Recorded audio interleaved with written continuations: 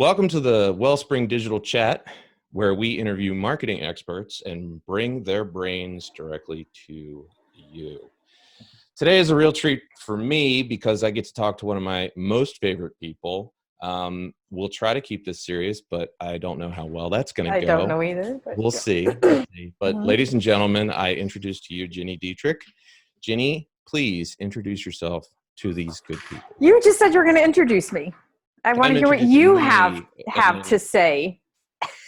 She's an amazing person, mother, wife, marketer, PR pro, consultant, speaker, writer, cyclist. It was. There you go. I'll help you. Right That's there. what I'll help you with. All right, appreciate that.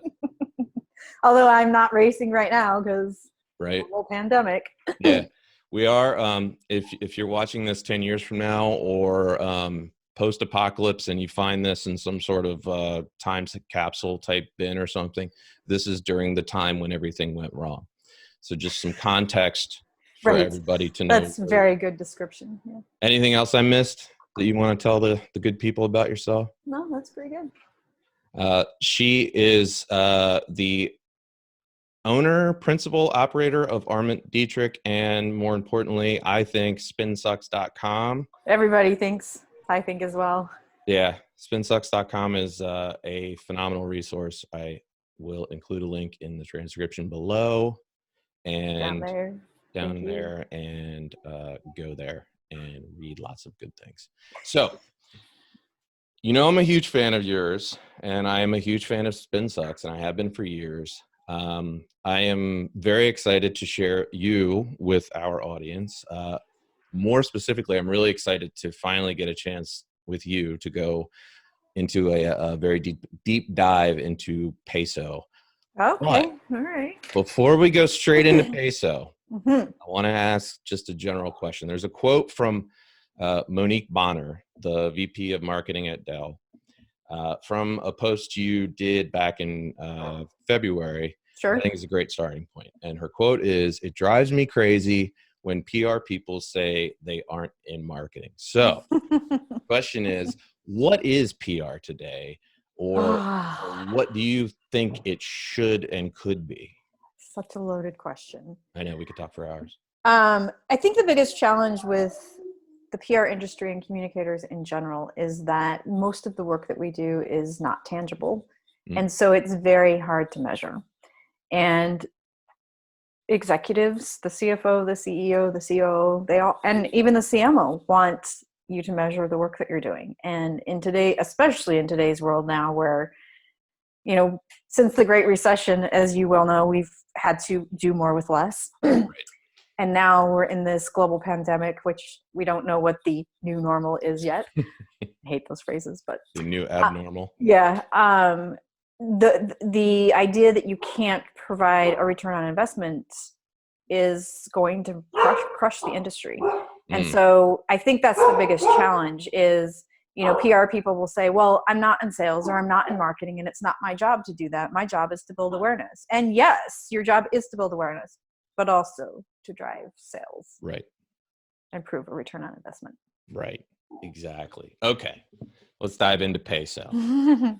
So, can you give just a general overview of the PESO model and why you think it's so important for businesses to adopt this model, marketers? Yes, I can. The PESO model is paid, earned, shared, and owned media.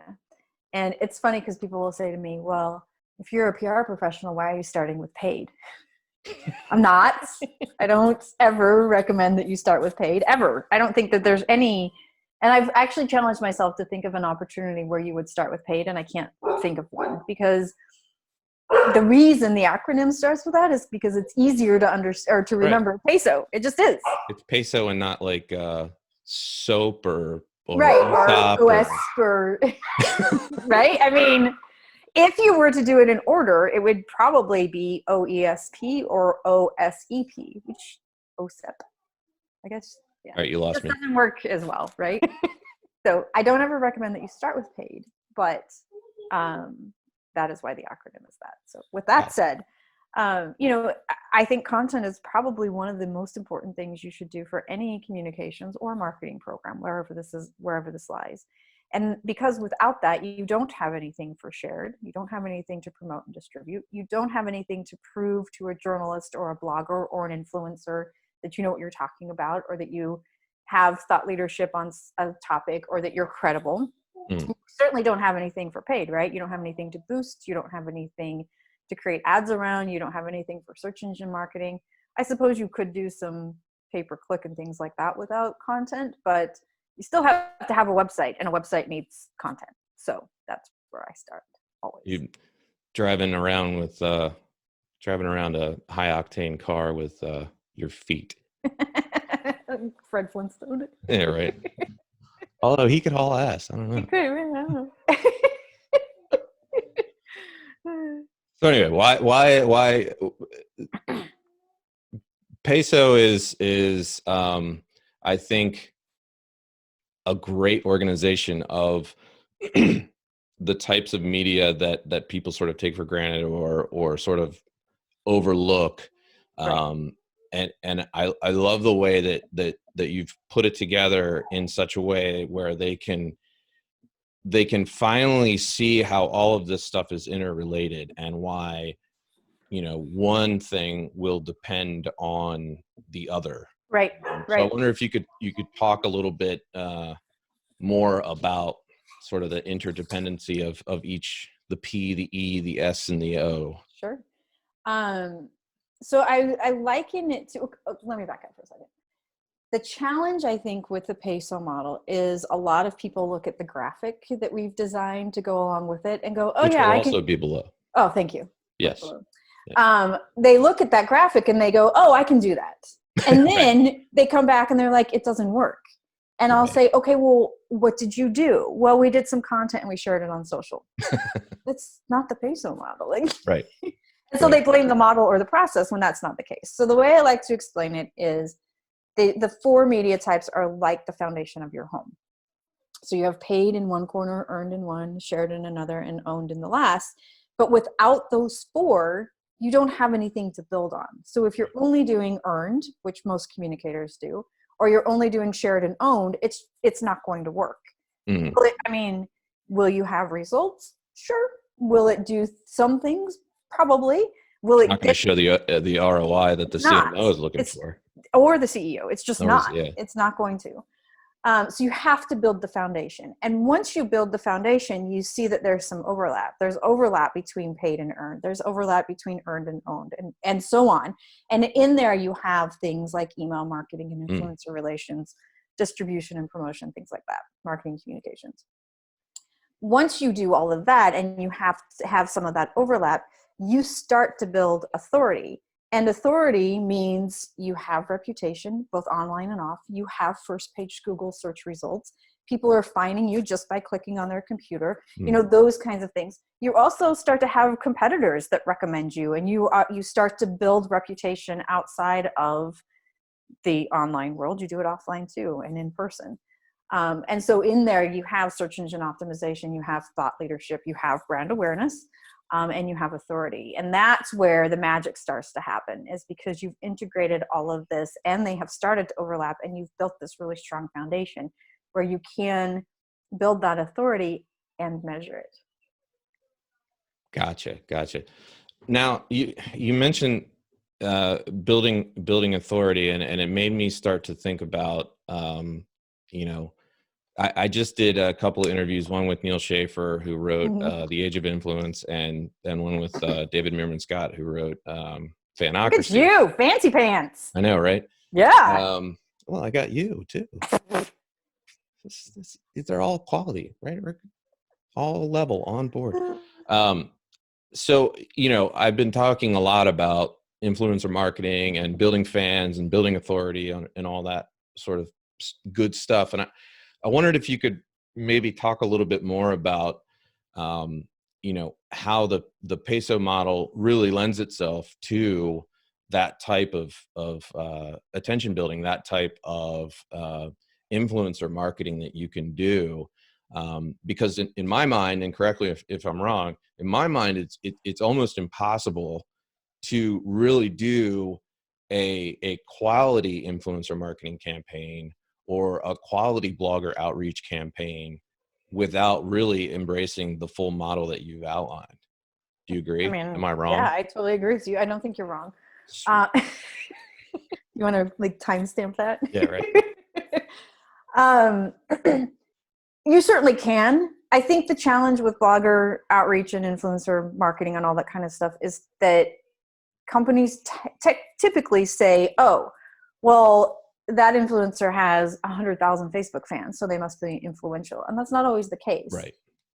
So when you're looking at it from the perspective of how is it going to affect the growth of our program, our campaign, or how is it going to drive sales, then it may not be the influencer with 100,000 Facebook fans. Mm-hmm. It might very well be, like the example I like to use is we have a client who 3 years ago was like, I have to be in the New York Times, I have to be in the New York Times, I have to be in the New York Times. And he's a B2B manufacturing, doesn't make sense for them to be in the New York Times. Would it make him feel good? Sure. Is it a good ego stroke? Absolutely, because then he's on the golf course. Yeah, probably some personal goal that he's had. Right. And he's on the golf course and his buddies are like, I saw the write-up in the New York Times. That's what it does, right? So I was like, fine, I'm not going to fight this battle. If you want to be in the New York Times, we'll do what we can. I was going to say work our magic, but so we got him in the New York Times and it was a nice write-up and it was a very flattering piece. And he was on the golf course and his buddies were like, oh, your write-up in the New York Times is awesome. He felt great about it. Right. And, he's very complimentary of us and all that. So we tracked the data. And we noticed, as I would have told him, that the New York Times article only brought 4 visitors to his website. 4. And none of them converted. But when we did something in their very boring technical trade publication, it brought 2,000 visitors and 40 of them converted. See, I wish we could. I want to isolate that tiny little segment and show it to so many freaking people, because the misconceptions around so-called influencer marketing and blogger outreach and building authority and all those sorts of things are just vast and for sure, and bordering on ridiculous in some cases. Yes. And that just snippet example of what you just said it's great. I think we could end it there, but I have no questions. Well, and that's the thing is the PESO model teaches you how to use data to make those informed decisions. Right. So if you're not using the PESO model and you don't understand how to track all of that, and that you don't have attribution and you're not using your analytics to define that, he would be super happy because all of his buddies on the golf course said this was a great article, right? I mean, he would be happy. But then 6 months from now, the CFO would be like, where's the return? And we get fired. Right. So now I can say, the New York Times was great, and I'm glad you're happy with it. But we're going to focus over here, and here's why. And I have the data to prove it. Perfect.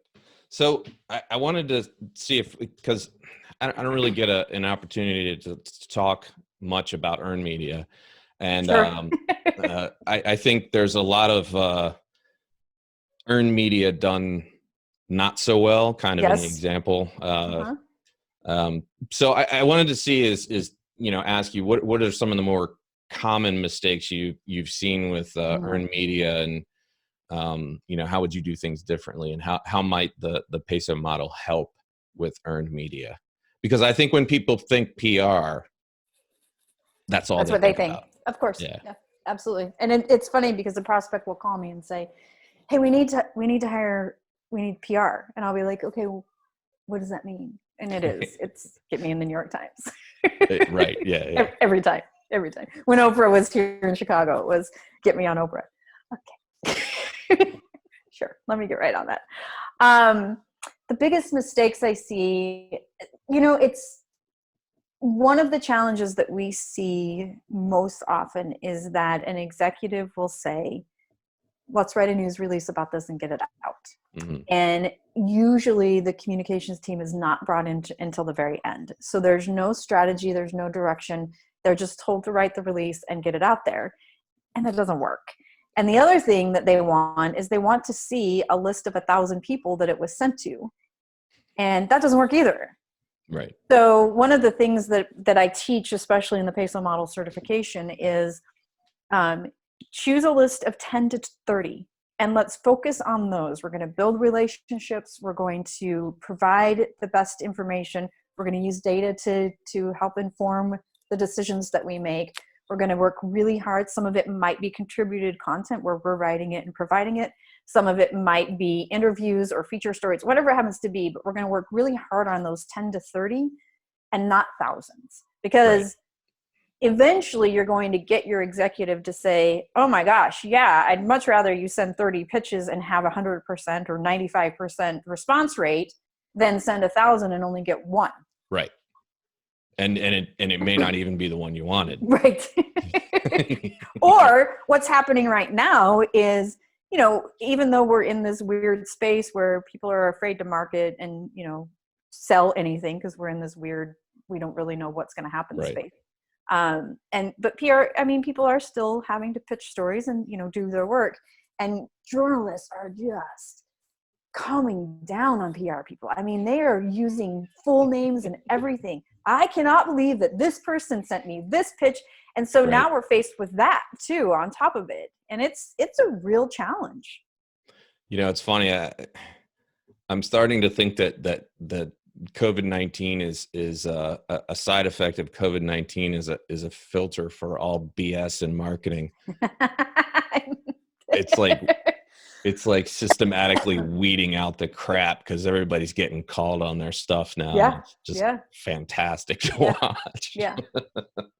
It's amazing, actually. It's just, So I'm going to throw you a curveball here. What do you think? What are your thoughts on Harrow? And you know, I know people say, myself included, is you know, you should check out Harrow. There's some opportunities in there, and for those people who don't know what it is, it's help a reporter out, and it's basically journalists and reporters who are looking for sources for stories. I'm oversimplifying, but that's generally the gist. But do you think it gets misused or abused? Of course it does.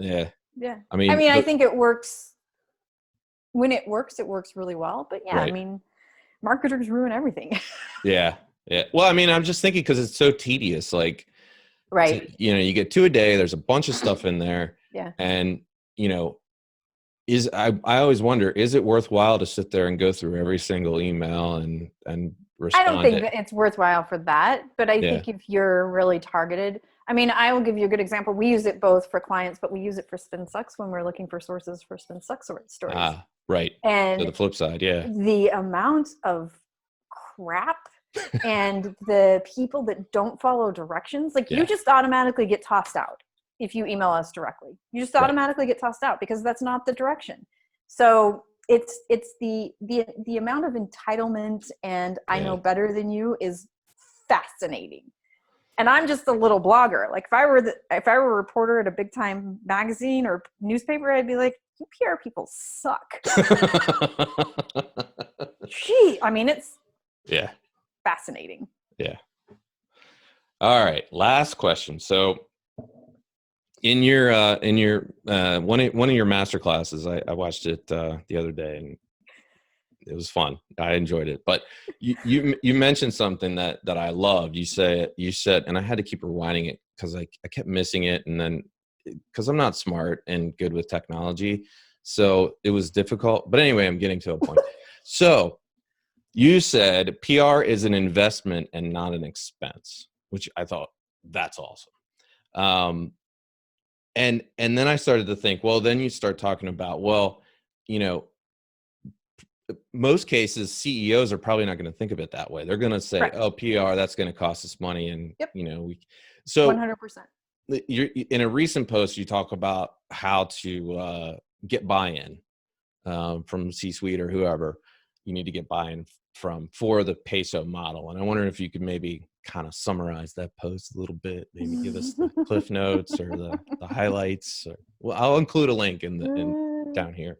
Down there. I mean, it goes back to what we started this whole conversation with, which is even though we are an investment and we do drive sales, the industry as a whole has no idea how to prove that. None. And that really was the catalyst for the PESO model in general, was I knew there had to be a way that we could measure the work that we do directly to sales. There's got to be a better way. And there is. The challenge is that the industry in general still looks at dumb metrics, and they're not even real metrics, but they still look at media impressions, which is baloney. They still look at advertising equivalencies, although we're starting to get away from that a bit, which is good. They still look at website visitors and number of Facebook fans and followers and YouTube viewers and all that, and that's fine. But that's got 1,000 likes. That's up here. It's the very, very, very, very top, and you have to dig down. So once you do that, and that's what the PESO model teaches you to do, is how you take all of that and what that means and drill it down so that you are using analytics, you are using your marketing automation, and you are using your CRM, and the information from those three things combined will show you exactly how the work that you're doing is affecting the end goal. And then you can prove that you're an investment. And once you do that, you'll never lose your job, ever. Because then an executive automatically, and we're always the first one to go, always. In a recession, in a pandemic, whatever it happens to be, always the first one to go. It's a large expense. It's usually $5,000 a month or more. Huge expense. It's easy to cut off the P&L and be done with it. When a communications team has done their job really well, they are missed very badly, very quickly. Right. But because they haven't proven that they're that investment, the executive has to go through that pain of, oh, holy crap, what did we just do? I wonder, before we go, I wondered if maybe you could talk a little bit more about that, because that about the idea that in times like right now, marketing, PR, those sorts of things just get cut. Always. No thought, no reasoning, just, oh, well, let's just get rid of that. We can do without that. I wonder if you could maybe pontificate on the I'll say it, stupidity of that. Your thoughts, impressions, because I think it's dangerous. I think it's dangerous. 100%. I think it's going to kill you, especially if you make it through the other side of this. Yes. You're going to be like, crap. Yes. Yes. So hang on 1 second. I have to spell beta. BETTA, as in fish. I was going to say, I hope that's for the fish. BETTA.